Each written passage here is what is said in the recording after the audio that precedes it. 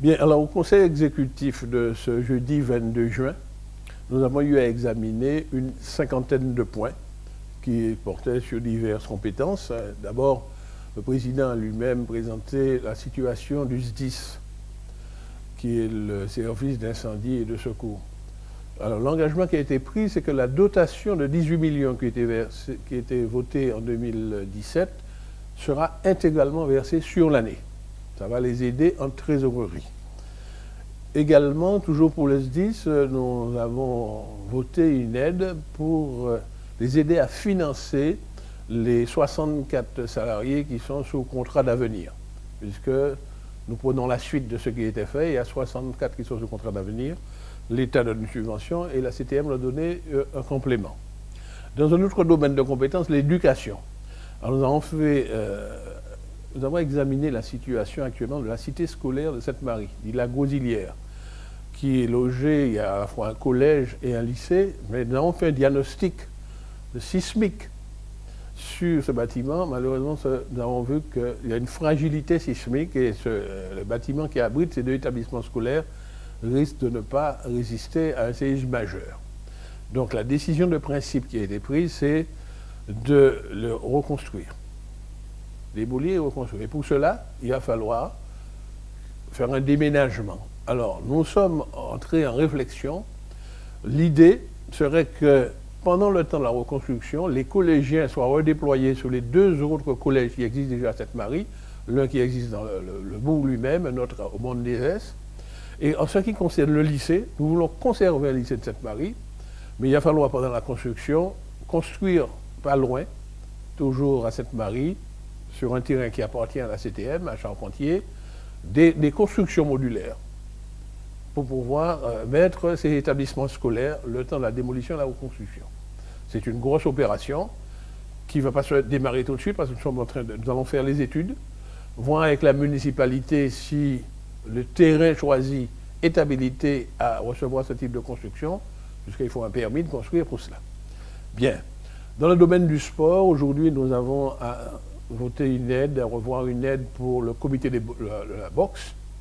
Dans le domaine de la formation professionnelle, comme à chaque séance, nous avons eu à examiner des demandes d'aide individuelle à la formation.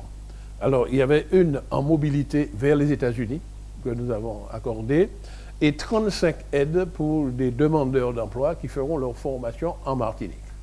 Dans le domaine du logement, alors des aides ont été votées en faveur de familles pour faire réaliser des logements individuels. Alors vous savez qu'il y a des aides d'État et puis il y a des apports personnels que ces familles doivent apporter. Eh bien, pour les aider à apporter leur apport personnel, la CTM a voté une aide pour une quinzaine de familles. Également, nous avons un dispositif pour des aides d'urgence pour les familles en grande détresse. Donc, il y a eu 9 familles concernées que nous avons aidées, dont l'une qui a été victime d'un incendie. Dans le domaine de la culture, nous avons aidé une dizaine de projets d'action culturelle, surtout menés par des associations. Et également, nous avons décidé d'aider également la commune des Anses-d'Arlé pour une manifestation cinématographique qu'elle a eu à organiser. Et nous avons également pris une position positive pour mettre des œuvres d'art qui sont la propriété de la CTM à la disposition d'organismes pour une exposition. En particulier, l'espace muséal. Le Gauguin, qui se trouve au Carbet, va être à nouveau inauguré et nous allons mettre à leur disposition une œuvre authentique de Gauguin qui est la propriété de la CTM. Voilà en gros ce que nous avons décidé. Le dernier point, qui était le 50e, concernait une société publique locale appelée Martinique Aménagement, qui doit en principe se substituer à la SODEM, parce que la SODEM, vraisemblablement, compte tenu des difficultés financières qu'elle a, sera liquidée. Une SPL a déjà été créée. Il avait comme actionnaire à la fois le conseil régional et le conseil général.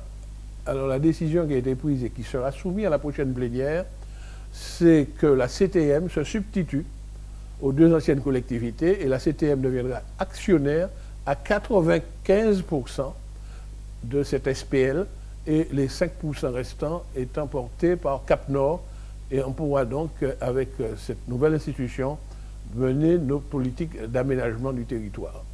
Voilà.